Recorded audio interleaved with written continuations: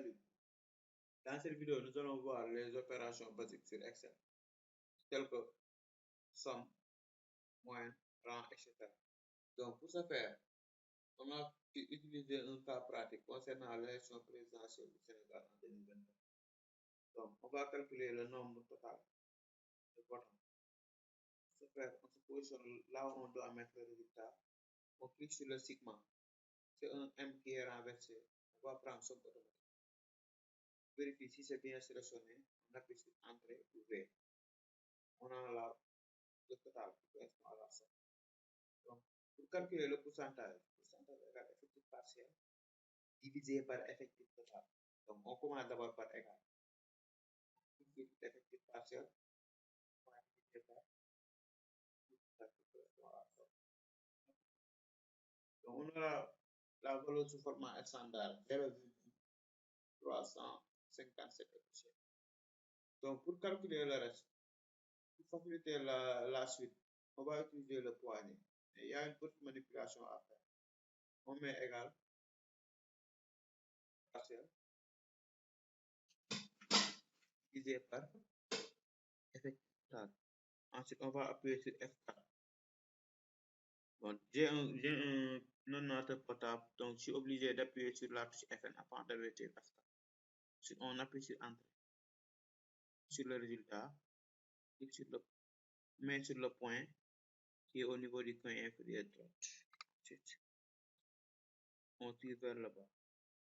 Donc, si vous regardez bien, il nous a donné les valeurs sous format standard. Et on a besoin de pourcentage. Pour ce faire, on clique sur l'onglet nombre.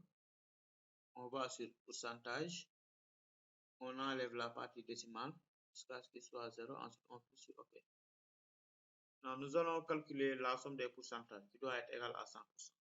On va utiliser la méthode semi-automatique. On est égal, on tape somme SOM. On double-clique sur la somme qui nous a suggérée. On sélectionne les valeurs et on appuie sur Entrée. Pour calculer le rang, on va utiliser la fonction f de x. On appuie sur f de x. On va rechercher un rang. On clique sur rang, ensuite sur OK. Donc, au niveau du rang, nous avons trois parties, nombre, référence et ordre. Ce qui nous intéresse, c'est nombre et référence. On clique d'abord sur nombre qui est au niveau de la boîte. On prend le premier qui correspond à Amadou. Puis on clique sur référence qui correspond à tout le monde. On prend de Amadou jusqu'à autre candidat. On appuie sur F4.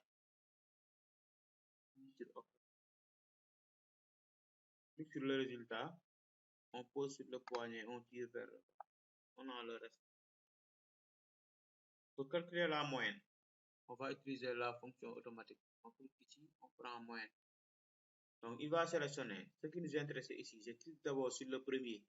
Je fais clic gauche et je sélectionne. Ensuite, Entrée. Donc, on a la moyenne.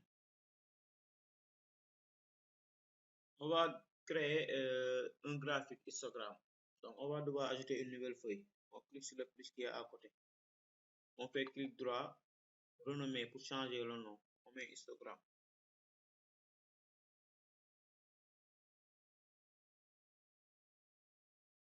Donc, pour changer la couleur, on fait toujours clic droit, couleur de l'onglet. On peut changer la couleur de l'onglet. On retourne sur l'exercice.